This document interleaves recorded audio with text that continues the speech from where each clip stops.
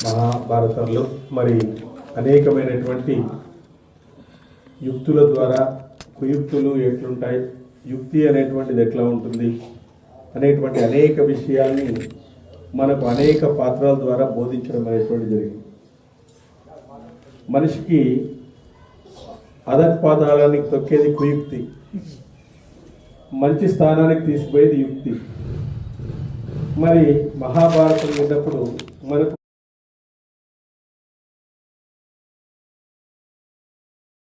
ఇంకోటి కనుక్కునేటటువంటి ఉంటుంది. సో ఇట్లా ఈ విధంగా మనం ఈ పాత్రల ద్వారా, ఈ పాత్రలోని వైశిష్ట్యం ద్వారా మనం ఇవన్నీ కూడా తెలుసుకోవడానికి మనం ప్రయత్నం చేయాలి. ఇక్కడ నీటిని తెచ్చేందుకు శిష్యులందరికీ ఆలస్యం కావాలనే ఆలోచనతో కమండలాలను ఇచ్చేవాడు. ఎవరు? ద్రోణుడు. తన కుమారుడు త్వరగా రావాలన్న భావనతో కుండనిచ్చేవాడు. ఈ విధంగా కుండనిచ్చి మిగిలిన వారు వచ్చే లోపల తన కుమారునికి ధనుర్విద్య విశేషం ఏమిటో నేర్పించేటువంటి వాడు ద్రోణుడు. అశ్వత్థామకు నేర్పించేటువంటి వాడు. వీళ్ళు వచ్చేది లేట్ అవుతుంది కదా, అందులోపలే ఒక విద్యను నేర్పిస్తామని చెప్పేసి కొడుకు మీద ఉండేటువంటి ప్రేమతో అతనికి ధనుర్విద్యను నేర్పించేటువంటి వాడు. ఆ తర్వాత అర్జునుడు వారుణాస్త్రంతో కమండలాన్ని నింపుకొని అశ్వత్థామతో పాటే ద్రోణాచార్యుని దగ్గరికి వచ్చేవాడు. అందువలన మేటి విలుకాడైన అర్జునుడు విశేష బుద్ధితో అశ్వత్థామతో సమానంగా ఉంటూ ఏమీ తీసిపోయేవాడు కాదు. సో అశ్వత్థామ వచ్చినప్పుడే అర్జునుడు కూడా వచ్చేటువంటి వాడు. మరి ఇచ్చినటువంటి ఆ ధనురస్త్రాన్ని కూడా అర్జునుడు కూడా పొందేటువంటి వాడు. ఇద్దరు సమానంగా నేర్చుకునేటువంటి వాళ్ళు. అశ్వత్థామకు తీసిపోయేటువంటి వాడు కాదనమాట. అర్జునుడు గురువును సేవించడంలో పరిపూర్ణంగా ప్రయత్నం చేసేవాడు. అస్త్ర విద్యాభ్యాసంలో కూడా పూర్తిగా ఆసక్తి చూపేవాడు. అందుకే ద్రోణునకు ప్రియ శిష్యుడు అయిపోయినాడు. ఎందుకంటే ఒక పక్షిని కొట్టేటప్పుడే ఆయన ప్రియ శిష్యుడు అయిపోయినాడు. ఒకసారి ద్రోణుడు అక్కడ ఏం కనిపిస్తూ ఉంది అంటే, దుర్యోధనుడు వీళ్ళందరిని అడిగితే మాకు చెట్టు కనిపిస్తూ ఉంది, మాకు కొమ్మలు కనిపిస్తూ ఉన్నాయని అడిగారు. కానీ అర్జునుని అడిగినప్పుడు నాకు పక్షి యొక్క కనుగుడ్లు కనిపిస్తూ ఉన్నాయి అని చెప్పినాడు అనమాట. ఓహో, చాలా ఏకాగ్రతగా నువ్వు దాన్ని పరిశీలించినావు కాబట్టి నీలో ఏకాగ్రత ఉంది అని గుర్తించినాడు. అర్జునులో ఉండేటువంటి ఏకాగ్రతను గుర్తించినాడు. మనం ఎంత చేసుకున్నా కూడా, మనం ఎంత ఆధ్యాత్మిక సాధన చేసినప్పటికీ కూడా మన ఏకాగ్రత అంతా కూడా, మన కాన్సన్ట్రేషన్ అంతా కూడా ఎక్కడ ఉండాలంటే భగవంతుని వైపు ఉండాలి. ఎందుకంటే కాన్సన్ట్రేషన్ కలిగిన విద్యార్థి ఎక్కువ మార్కులు తెచ్చుకుంటాడు. కాన్సన్ట్రేషన్ అంటే ఏమి? Receiving capacity, retaining capacity. బాగా రిసీవ్ చేసుకోవాలా, దాన్ని మనసులో ఉంచుకోవాలా. లేకపోతే ఆ కాన్సన్ట్రేషన్ అనేటువంటిది లేదు. ఎడ్యుకేషన్ అంటే కాన్సన్ట్రేషన్ని ఇంప్రూవ్ చేసుకోవడమే ఎడ్యుకేషన్. కాబట్టి అలాంటి కాన్సన్ట్రేషన్ని మనం ఇంప్రూవ్ చేసుకోవాలి. ఎందుకంటే ఒకసారి కనకదాసు ఒకసారి అతని యొక్క గురువు దగ్గర ఒకరోజు గురువు అందరికీ చెప్పినాడంటే, ఏమనంటే ఈ ప్రపంచంలో భగవంతుని చూడని స్థలం అంటూ ఏమీ లేదు, భగవంతుడు అన్నీ గమనిస్తుంటాడు అన్నాడంట. అంటూనే నెక్స్ట్ డే ఏం చేసినాడంటే, చూద్దాం వీళ్ళు ఎట్లా ఈ ప్రశ్నను ఎలా అర్థం చేసుకున్నారు అని చెప్పేసి అందరికీ అరటిపండు ఇచ్చినాడంట. అరటిపండు ఇచ్చి మీరు భగవంతుడిని చూడని చోటుకు వెళ్ళి దీన్ని తినేసి రండి అన్నాడు. సో అందరూ కొంతమంది గడ్డి మోపులో దూరినారంట లోపలికి, కొంతమంది అడవుల్లోకి పోయినారంట, కొంతమంది ఏమీ కనపడకుండా, సూర్యుడు కూడా కనపడకున్నటువంటి చీకట్లోకి పోయి తిన్నారంట, కొంతమంది ఇంట్లో వాకులు వేసుకొని లోపల ఎక్కడో రూమ్లోకి పోయి తిన్నారంట, ఆశ్రమంలోకి పోయి తిన్నామన్నమాట. సో అందరూ వచ్చేస్తే ఏమయ్యా తిన్నారంటే, స్వామి భగవంతుడు ఎక్కడా చూడలేదు అసలుకి, అట్లా తిన్నాను మేము, నేను గడ్డి మోపులోకి దూరేసినాను, అసలుకి అక్కడ ఎండ కూడా పడదు, ఏం పడదు, అసలుకి అంత చిమ్మ చీకట్లో నేను తినేసినాను అన్నాడు. ఇంకోడు రూమ్లోకి పోయి నేను లైట్ ఆఫ్ చేసుకునేసి లైట్ కూడా పడుకోకుండా నేను తినేసినాను అన్నాడు అన్నమాట. కనకదాసు వచ్చినాడు. ఆయన మామూలుగా తీసుకుని వచ్చినాడు అరటిపండు. ఏమయ్యా కనకదాసు నువ్వు తినలేదే అంటే, స్వామి నిన్నే కదా మీరు చెప్పింది, భగవంతుని చూడే స్థలం ఎక్కడన్నా ఉందా?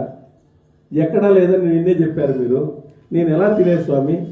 ఎక్కడ నేను తిన్నప్పటికీ కూడా ఈ అరటిపండు ఖచ్చితంగా ఆయనకి కనబడుతుంది, అందుకే నేను తినలేదు అన్నాడు.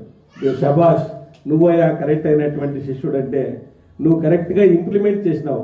నేనేమైతే నిన్ను చెప్పినానో దాన్ని మనసులో ఉంచుకొని దాన్ని ప్రాక్టికల్ చేసినావు కాబట్టి నువ్వు కరెక్ట్ అయినటువంటి శిష్యుడు అని చెప్పేసి తీర్మానం చేసినాడు అన్నమాట. కాబట్టి మనం చెప్పినటువంటి దాన్ని ఎప్పుడు మనం పాటించడం వల్లే మనకు ఫలితాలు వస్తాయి, కానీ వినడం వల్ల కొంత పుణ్యం రావచ్చు, కానీ పాటించడం వల్ల ఎక్కువ పుణ్యం వస్తుంది అన్నమాట. పాటించడం వల్ల ఎక్కువ పుణ్యం అనేటువంటిది వస్తుంది. సో ధనుర్బాణాభ్యాసంలో నిరంతరం ఆసక్తుడైన అర్జునుడు గమనించి ద్రోణాచార్యుడు రహస్యంగా వంటవాడిని పిలిచి ఇలా ఆలోచించినాడు. అర్జునునికి ఎప్పుడూ చీకట్లో అన్నం పెట్టవద్దు, అంతేకాదు నా మాటను అర్జునునికి ఎప్పుడు చెప్పరాదు. ద్రోణాచార్యుడు పరీక్ష పెడుతున్నాడు అర్జునునికి. ధనుర్విద్యలో నిరంతరము ఆసక్తుడైనటువంటి అర్జునుని గమనించి ద్రోణాచార్యుడు రహస్యంగా వంటవాడిని పిలిచి ఇలా ఆదేశించినాడు. అర్జునునికి ఎప్పుడు చీకట్లో అన్నం పెట్టవద్దు, అంతేకాదు ఈ మాటను అర్జునునికి ఎప్పుడు చెప్పవద్దు అన్నాడు. సరే అని చెప్పేసి చీకటి అయినా బాగా అలవాటు పడినందువలన మెతుకులు నోట్లో పడినట్లు శబ్దాన్ని అనుసరించి ప్రయోగించే బాణాలు లక్ష్యాన్ని తప్పవు అని చెప్పి, అయితే నా మాటగా కాదు, ఇది అందరూ ఎరిగినదే అని వంటవానికి సూచించినాడు. ఆ తర్వాత ఒకప్పుడు అర్జునుడు అన్నం తింటూ ఉంటే పెద్దగా గాలి వీచి దాంతోపాటు అక్కడ వెలుగుతున్న దీపం వెలిగిపోయింది. అర్జునుడు భోజనం చేస్తూనే ఉన్నాడు. అభ్యాసం నందు ఉండడం వల్ల తేజస్వైన అర్జునునికి చెయ్యి చీకట్లో కూడా నోటికి వెళ్ళింది. అంటే అతను అన్నం తింటూ ఉన్నప్పుడు దీపం మారిపోతే అతను చేతితో తీసుకొని తింటానే ఉన్నాడు అనమాట. ఆయన ఆలోచించినాడు, మనము వెలుగు లేకపోయినా కూడా అన్నం కరెక్ట్గా నోట్లోకి పోతుంది కదా, అలాగా చీకట్లో కూడా మనం సాధన చేయొచ్చు కదా, ఇంకొద్దిగా ఆ విధంగా సాధన చేస్తే ఇంకా గొప్ప ధనుర్బాణం కలిగినటువంటి వ్యక్తిని అవుతాను కదా. రాత్రిపూట మనం సాధన చేయమేది, కానీ మనము రాత్రిపూట ఏమైనా సాధన చేస్తామో ఏం లేదు, పడుకునేదే సాధన మనకి, శవాసనం. కానీ రాత్రిపూటలు కూడా మనం చీకట్లో కూడా అన్నం కరెక్ట్గా మనం తీసుకుంటే నోట్లో కరెక్ట్గా పోతుంది. అంటే అంత సూక్ష్మగ్రహం ఉంది మనకు. అట్లాంటప్పుడు రాత్రిపూటలో కూడా మనం బాణాలు వేసేటువంటి దాన్ని మనం లక్ష్యం గురి కాకుండా మనం అలవాటు చేస్తే మన కంటికి లక్ష్యంగా చీకట్లో ఉన్నప్పటికీ కూడా లక్ష్యాన్ని ఛేదించగలిగినటువంటి కెపాసిటీ విద్య మనకు వస్తుంది కదా. ఎందుకు వేస్ట్ చేసుకోవాలి రాత్రిపూటను కూడా? ఇది విద్యార్థులు వినాల్సిన మాట. రాత్రిపూటలు కూడా కరెంట్ లేదంటే పిల్లలు బుక్ మూసి పెట్టుకుని హాయిగా పడుకునేస్తారు. కరెంట్ లేదు కదా అని సాకులు చెప్తారు, ప్రతిదీ సాకులు చెప్తారు. ఆ సాకులు చెప్పడం వల్ల ఏమైపోతుంది, వాడికి విద్యాభ్యాసం కుంటుపడిపోతుంది. ఒకసారి గణేశుడు భారతాన్ని రాస్తున్నాడంట. రాస్తూ ఉంటే ఆయన ఇది గంట విరిగిపోయిందంట. వేదవ్యాసుడు చెప్తున్నాడు, ఈయన రాస్తున్నాడు. అంతకుముందు కండిషన్ పెట్టినాడు ఆయన వేదవ్యాసుడు. ఏమనంటే గణపతి ఒక కండిషన్ పెట్టినాడు, నువ్వు చెప్పడం స్టాప్ చేస్తే నేను వెళ్ళిపోతాను, నీ ఇష్టం చూడు, నువ్వు చెప్పడం స్టాప్ చేసినావా నేను వెళ్ళిపోతానని చెప్పేసినాడు గణపతి. సరే అని చెప్పేసి వేదవ్యాసుడు చెప్తూనే ఉంటే గంటం విరిగిపోయింది. గణపతి రాసే గంటం విరిగిపోతూనే ఆయన మాట కట్టుబడాలి కదా. ఇప్పుడు ఆయన ఫెయిల్యూర్ అయినట్లు. ఇప్పుడు ఆయన చెప్తానే ఉన్నాడు. అప్పుడు ఏం చేసినాడు, ఒక దంతం పీకేసి రాసుకుంటూ పోయినాడు. అందుకే ఏకదంతుడు అయినాడు ఆయన. అందుకే ఆయన ఏకదంతుడు అని చెప్తారు ఆయన. ఒకటే ఉండేది,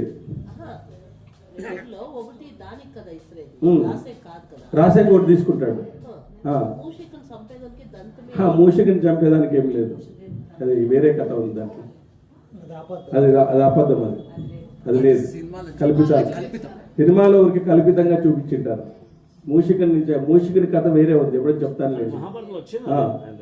కాబట్టి అది తీసేసి ఆయన రాసినాడు. అందుకే గణేశుడు ఎవరు అంటే మూలాధార చక్రానికి అధిపతి ఆయన. మన మూలాధార చక్రం ఉంది కదా, ఆ మూలాధార చక్రానికి ఆయన అధిపతి. మరి గణేశుడు రాసినటువంటి వేదవ్యాసుడు చెప్పినటువంటి గొప్ప గ్రంథం ఇది.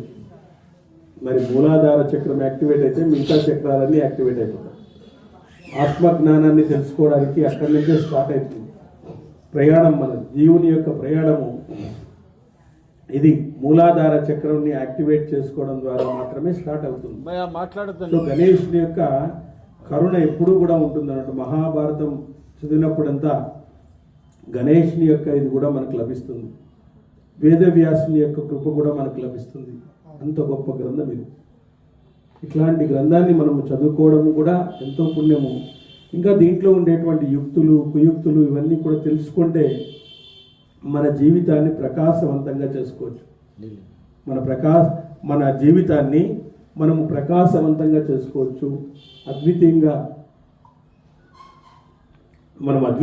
మార్చుకోవచ్చు. మన యొక్క జీవితాన్ని అద్వితీయంగా మార్చుకోవచ్చు. సో అర్జునుడు భోజనం చేస్తుంటే అభ్యాసమందున తేజస్వైన అర్జునుడు చెయ్యి చీకట్లో కూడా నోట్లోకి వెళ్ళింది. అది అభ్యాసం వల్ల జరుగుతున్న పని గ్రహించి మహాభావుడైన అర్జునుడు రాత్రి వేళ కూడా ధనుర్విద్యను అభ్యసించసాగినాడు. సో చూడండి, రాత్రి వేళ కూడా ఆయన ధనుర్విద్యను అభ్యసించసాగినాడు.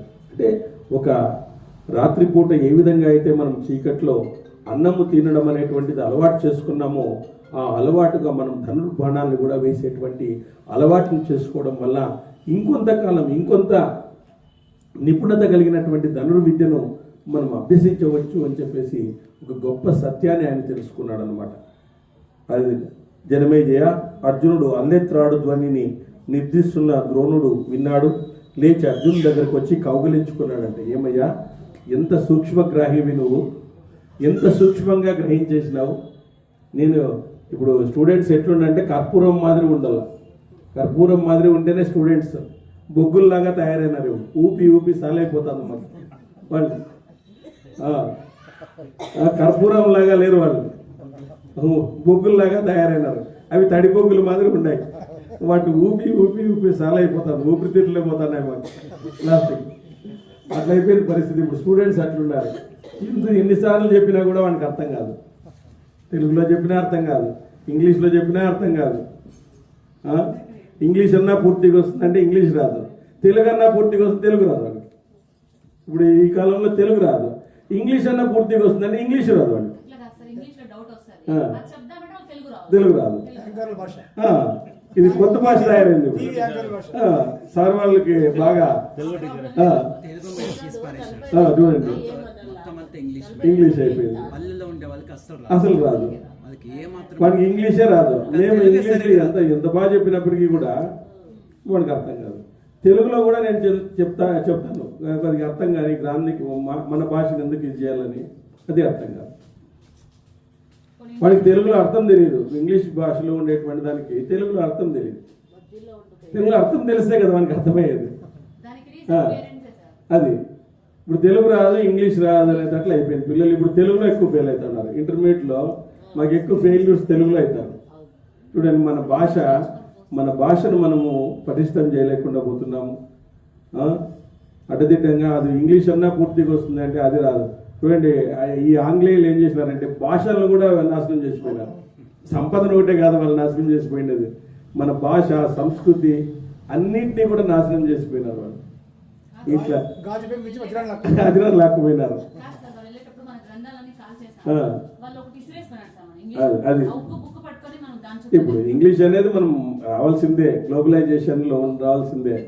ఏదో ఇంగ్లీష్ అనేది ఎట్లుంటుందంటే కంటికి ఏదో మనము కాటుకు పూసుకోవాలని ఉన్నదట్లా మనం ఒళ్ళంతా పూసుకుంటున్నాము. కూడా కంటికి కాటుకు పూసుకోమంటే ఒళ్ళంతా పూసుకుంటున్నాము, పూర్తిగా రావడం లేదు. అట్లా అయిపోయింది పరిస్థితి. ఇప్పుడు ఆ విధమైనటువంటి పరిస్థితి వచ్చింది పిల్లలకి. కాబట్టి మనము ద్రోణుడు అన్నాడు, విలువిద్య లోకంలో మరెవరు నీకు సమానంగా నిలవలేనట్లు నిన్ను తీర్చడానికి ప్రయత్నించాను. నేను నీకు సత్యవచనాన్ని చెప్తున్నాను. ఇంక విలువిద్యలో నీకు మించినటువంటి వారు లేరయ్యా. నిర్విరామంగా రాత్రి పగలు అనుకోకుండా నువ్వు కష్టపడుతున్నావు. ఇంత గొప్ప ధనుర్విద్య ప్రావీణ్యతను సాధించినావు. నీకు ఎదురు నిలిచేటువంటి వీరుడు ఎవరు ఇంకా లేరు అనేది ఈరోజు కన్ఫర్మ్ అయిపోయింది. ఆ తర్వాత ద్రోణుడు మళ్ళా అర్జునులకు ఏనుగులపై, గుర్రాలపై, రథాలపై నేలపై నిలిచి యుద్ధము చేయడాన్ని కూడా నేర్పించినాడు. ఎందుకంటే శిష్యుడిని ఇష్టపడితే పైకి తీసుకుపోతాడు. ఎంత పైకి తీసుకుపోతాడంటే గురువు ఆ విధంగా తీసుకుపోతాడు. ద్రోణుడు గదా యుద్ధంలో, ఖడ్గ యుద్ధంలో, తోమరాలతో ప్రాసలను శక్తులను ప్రయోగించడంలో, ఒక్కడే అనేకులతో యుద్ధం చేయడంలో కౌరవులకు శిక్షణ ఇచ్చాడు. ద్రోణుడు ఆచార్యత్వంలోని ఆ నేర్పును విని ధనుర్వేదాన్ని అభ్యసించగోరిన రాజులు, రాకుమారులు వేల కొలది ఆయన దగ్గరకు వచ్చినారు. చాలామంది వచ్చినారు. ద్రోణుడి దగ్గర నేర్చుకోకుండా వాళ్ళు ఎవరూ లేరు. ఆయన తిరస్కరించింది ఒక ఏకలవ్యునికి తప్ప అందరికీ నేర్పించేసినాడు. కర్ణునికి కూడా నేర్పించినాడు. ఆయన కర్ణుడికి కూడా నేర్పించినాడు విలువిద్యను. కర్ణుడు కూడా వచ్చినాడు. కర్ణుడు కూడా నేర్పించినాడు విలువిద్యను. మహారాజా ఆ తర్వాత నిషార రాజు అనేటువంటి హిరణ్యధ్వజుని కొడుకు ఏకలవ్యుడు ద్రోణుని దగ్గరకు వచ్చినాడు. ఒకసారి ధర్మజ్ఞుడైన ద్రోణుడు బోయవాడున్న కారణంగా ఏకలవ్యుని శిష్యునిగా స్వీకరించలేదు. ఆయన దృష్టి అంతా కౌరవుల మీదనే ఉంది. అయితే పరంతపుడైన ఏకలవ్యుడు ద్రోణునకు శిరసా పాదాభివందనం చేసి అరణ్యానికి మరలి వచ్చి మట్టితో ద్రోణుని ప్రతిమను చేసి దానిపైనే పరమోన్నతంగా ఆచార్య భావాన్ని నిలుపుకొని తీవ్రమైన నియమాలను పాటిస్తూ ధనుర్విద్యను అభ్యసించసాగినాడు. అంటే ఆ కాలంలో కొన్ని విద్యలు కొంతమందికి నేర్పించాలనేటువంటి ఒక కండిషన్ అనేటువంటిది ఉండేది. కాబట్టి అక్కడ కొంతమందికే క్షత్రియులకు మాత్రమే నేర్పించేటువంటి వాళ్ళు, మిగతా వాళ్ళకి అవసరం ఉండదు కదా, వాళ్ళకి యుద్ధం ఏం చేయరు కాబట్టి వాళ్ళకంతా నేర్పించకూడదు అనేటువంటిది ఒక నిబంధన ఉండేది. అంటే క్షత్రియులకు మాత్రమే వాళ్ళు నేర్పించినారు.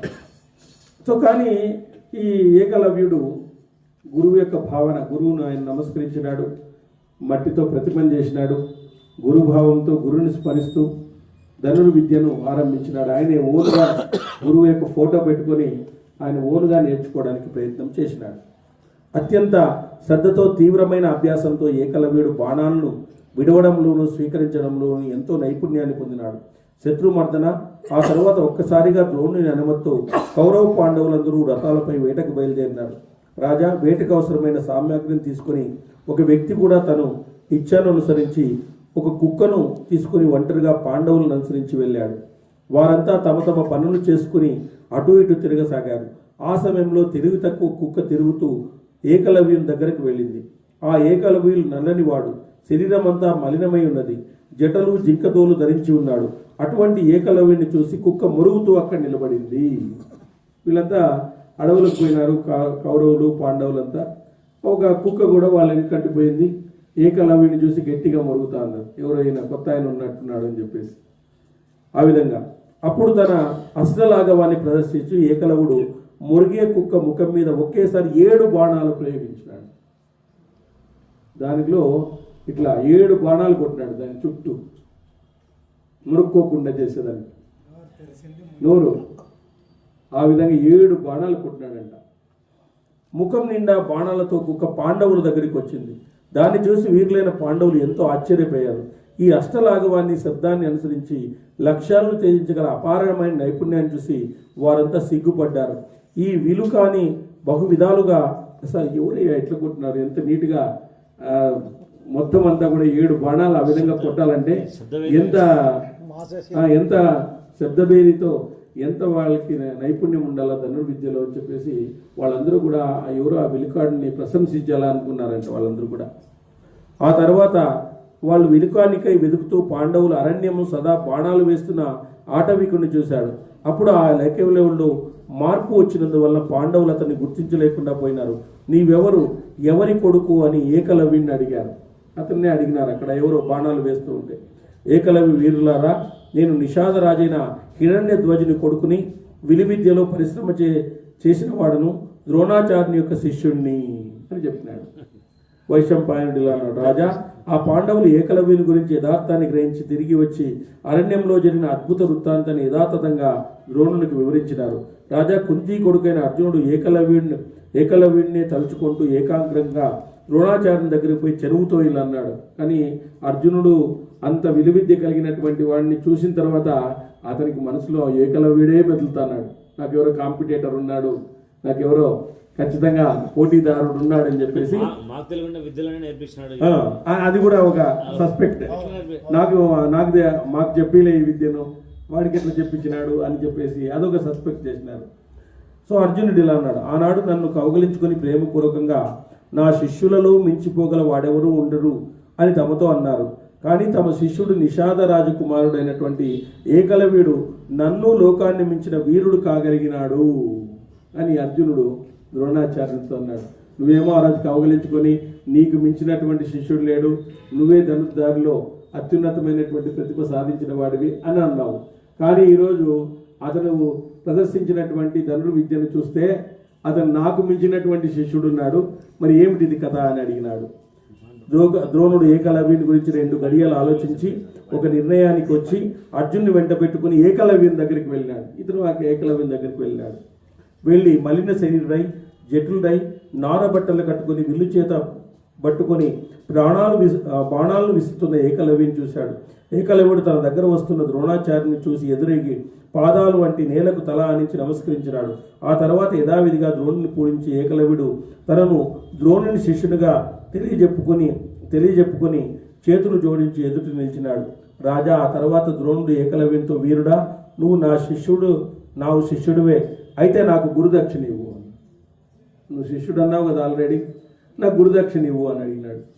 అంటే ఆ మాట విని ఏకలవ్యుడు ఆనందంగా ఇలా అన్నాడు, స్వామి, నేను మీకేమి ఇవ్వాలి? గురువుగా తమరు ఆదేశించండి. బ్రాహ్మణ శ్రేష్ఠ, గురువుకు ఇయ్యదగిందంటూ నా దగ్గర ఏమీ లేదు. నా దగ్గర అయితే ఏమీ లేదు. గురువుకి ఇవ్వదగింది నా దగ్గర అంత ధనం కానీ అంత ఇది కానీ ఏమీ లేదు నా దగ్గర అని అడిగాడు. అప్పుడు ద్రోణుడు కుడి చేతి బొటని వేలు ఇవ్వు అని అడిగినాడు. కుడి చేతి బొటని వేలు ఇవ్వు. ద్రోణుడు ఆ భయంకర వచనాన్ని విని సతతము ప్రవర్తన సత్యవాక్యము చేసే ఏకలవ్యుడు తన ప్రతిజ్ఞ నిలుపుకుంటూ దిగులు పడకుండా ప్రసన్న వదనంతో ఏ మాత్రము ఆలోచించకుండా తమ బొటని వేలిని ద్రోణుడికి ఇచ్చేశాడు. ఇమ్మీడియట్గా ఇచ్చేసినాడు. సత్యసంధుడైన ఏకలవ్యుని చూసి ఆనందించిన ద్రోణుడు ఈ రీతిగా అభ్యసించమని ఏకలవ్యునికి ఒక మార్గాన్ని సూచించాడు. దాన్ని బట్టి ఏకలవ్యుడు మిగిలిన వేళతో బాణాలని వేయడం నేర్చుకున్నాడు. కానీ రాజా అప్పుడు ఆ బాణం అంతకుముందులా వేగంగా లేదు, అంతకుముందులాగా వేగంగా వెళ్ళేటువంటిది కాదు. బొటన వేలు ఇంపార్టెంట్ అన్నమాట. ఈ విధంగా ఇక్కడ అప్పుడు అర్జునుడు దిగులు వదిలి సంతోషించినాడు. ద్రోణుడు సత్యవచనుడైనాడు. అర్జునుడు ఎదురులేని వాడైపోయినాడు. ఇంకెవరు కాంపిటీటర్స్ ఎక్కడ లేరు, ఇంక ఎదురులేని వాడైపోయినాడు. అప్పుడు దుర్యోధనుడు, భీముడు గదాయుద్ధంలో ద్రోణుకు మంచి శిష్యులైనారు. కానీ ఎప్పుడూ ఒకరిపై ఒకరు క్రోధంతో ఉండేవారు. అశ్వత్థామ ధనుర్వేదంలో మెలకువలు నేర్పడంలో అందరినీ మించిపోయినాడు. నకుల సహదేవులు కత్తి పట్టడంలో మించిపోయినారు. యుధిష్ఠిరుడు రథంపై నుంచి యుద్ధం చేయడంలో నేర్పు గడించినాడు. కానీ ధనుంజయుడు ఈ విద్యలన్నింటిలో సముద్ర పర్యంతమున భూమండలంలో రథశ్రేష్ఠులందరిలోనూ కూడా శ్రేష్ఠుడిగా ఉండిపోయినాడు. అందరూ కూడా వాళ్ళ గదాయుద్ధంలో ధనుర్వేదంలో అన్ని దానిలో కూడా అత్యుత్తమైనటువంటి ప్రతిభను కనపరిచినారు అందరూ కూడా. బుద్ధి, ఏకాగ్రత, బలము, ఉత్సాహము బాగా ఉన్నందువలన అర్జునుడు సర్వాస్త్ర విద్యల్లో ఆరితేరినాడు. ఎందుకంటే ఏకలవ్యునికి ఎందుకు అడిగినాడు అంటే, ఒక అమాయక ప్రాణిని నువ్వు ఇది చేసినావు. ఒక అమాయక ప్రాణి, నిన్నేమి ఇంకా కరవలేదు, కానీ దాన్ని ఆ మూగ జీవాన్ని 7 బాణాలతో కొట్టి నువ్వు ఇది చేసినావు. కాబట్టి నీకు ధనుర్విద్య అనేటువంటిది నువ్వు శత్రువులపై ప్రయోగించాలి, కానీ చేతగాని వాళ్ళపై ప్రయోగించకూడదు. మూగ జీవాల మీద చేయకూడదు. దుర్వినియోగం చేస్తావు, రేపొద్దు నువ్వు ఈ విద్యను దుర్వినియోగం చేసేటువంటి అవకాశం ఉంది అని చెప్పేసి ద్రోణుడు కనుక్కొని ఆ విధంగా బొట్టును వేలి ఇమ్మన్నాడు. ఆయన ఆలోచన నిజమైంది. నిజమే. ఆయన మళ్ళా విలువ నేర్చుకుని కరోల్ తరపులు యుద్ధం చేస్తాడు. అవునవును, ఇదంతా వాళ్ళకి తెలిసి ఉంటుంది, గురువులకు తెలిసి ఉంటుంది ఎవరికి ఎంత విద్య ఇవ్వాలి అనేటువంటిది గురువులకు తెలిసి ఉంటుంది అనమాట. ఆ గురువు యొక్క విధి, ఆ గురువులో ఉండేటువంటి దాన్ని బట్టే వాళ్ళకి విద్య అందుతుంది. అంటే ఈ పక్కన చూస్తే అర్జునుడికి ఈర్ష్య పెరిగినట్లుంటుంది. ఉంది అక్కడ అర్జునుడే అడగలేదు కదా అతనికి బొటన వేలు కోసిమని. ఆ విద్యలు మాకు కూడా నేర్పించండి అని అడిగినాడు. తప్పేముంది, అది కరెక్టే కదా. అని అతను బొటన వేలు అడుగుతానని అర్జున్కి ఏం తెలియదు కదా. అర్జునే అడగలేదు కదా. తెలియకుండా విద్య నేర్పించాడు. నాకు అది కూడా సిద్ధ వేరే విద్య నాకు నేర్పించు అని అడిగినాడు. తప్పేముంది. ఎందుకు మమ్మల్నే గొప్పవాడు అన్నావు కదా నువ్వు, నాకంటే గొప్పవాడు ఒకడు ఉన్నాడు అని చెప్పి చూపించినాడు. తప్పేం లేదు, అది అర్జున్ యొక్క తప్పంటే ఏం లేదు. కాబట్టి గురువుపై ప్రేమను ప్రదర్శించడంలో అందరినీ మించిపోయినాడు. అస్త్ర విద్యోపేతం అందరికీ సమానమైన పరాక్రముడైన అర్జునుడు తన ప్రతిభ వలన కుమారులందరూ తానొక్కడే అతిరథుడైనాడు. అంటే అందరికీ సమానంగా నేర్పించినప్పటికీ కూడా విద్య అనేటువంటిది ఒక్కొక్కరికి ఒక్కో రకంగా ఉంటుంది. వాళ్ళ ఏకాగ్రతను బట్టి, వాళ్ళ ప్రతిభ బట్టి, వాళ్ళ ఇంటెన్షన్ అంటే రిటైనింగ్ పవర్ను బట్టి, వాళ్ళ యొక్క కాన్సన్ట్రేషన్ బట్టి. ఇప్పుడు వర్షం అందరికీ కురుస్తుంది, కానీ అన్ని చోట్ల పంటలు పండవు వర్షం కురిస్తే. అందరికీ చెప్తాం, విద్యార్థికి వర్షం వచ్చినట్లుగా అందరికీ చెప్తాం, ఎవరి మీద ప్రత్యేకంగా ఉండదు. కానీ వినేవాళ్ళు బట్టి వాడు గొప్పవాడు కావడం అనేటువంటిది జరుగుతుందన్నమాట. వాడు ఎవరైతే బాగా విన్నాడో వాడు గొప్పవాడవుతాడు, వినుకుండేటువంటి వాడు మామూలుగా అవుతాడు. సో భీమసేనుడు బలంలో మిన్న, అర్జునుడు అస్త్రశాస్త్రంలో మిన్న, ధృతరాష్ట్రులందరూ వారిని చూసి సహించలేకుండా పోయినారు. సో వీళ్ళకంతా పొగడ్తలు వస్తున్నాయి, వీళ్ళంతా బాగా నేర్చుకున్నారని చెప్పేసి వీళ్ళు కౌరవులంతా కూడా అసూయ చెందినారు అన్నమాట. విపరీతమైన అసూయ. ధనుర్విద్యలో అస్త్రప్రయోగంలో వారు సుచక్షులైన తర్వాత పురుష శ్రేష్ఠులైన ద్రోణుడు వారందరినీ ఒక చోటుకు చేర్చి అస్త్రప్రయోగాన్ని పరీక్షించాలనుకున్నాడు. ఆ ద్రోణుడు శిల్పుల చేత ఒక గద్ద బొమ్మను చేయించి దాన్ని కుమారులకు తెలియకుండా చెట్టు కొమ్మపై పెట్టించి దాన్ని లక్ష్యంగా వారందరికీ చూపించినాడు. ద్రోణుడు ఇలా అన్నాడు, మీరందరూ ధనస్సులు తీసుకుని రండి, ఆ గద్దకు గురి చూసి బాణాలు ఎక్కుపెట్టండి అని అడిగినాడు. అడిగితే నేను చెప్పిన వెంటనే దాని తలను పగలగొట్టాలి, ఒక్కొక్కరిని విడివిడిగా ఆదేశిస్తాను, కుమారులారా ఈ విధంగా చేయండి అన్నాడు. అప్పుడు వైశంపాయనుడు తర్వాత ద్రోణుడు ముందుగా యుధిష్ఠిరుడితో దురాశ్య బాణాన్ని సంధించు అని చెప్పగానే వదులు అన్నాడు. వదులు అంటూనే ఆపై పరంతపుడైన యుధిష్ఠిరుడు గురువాక్యాన్ని అనుసరించి వింటిని తీసుకొని గద్దపై నిలిపాడు.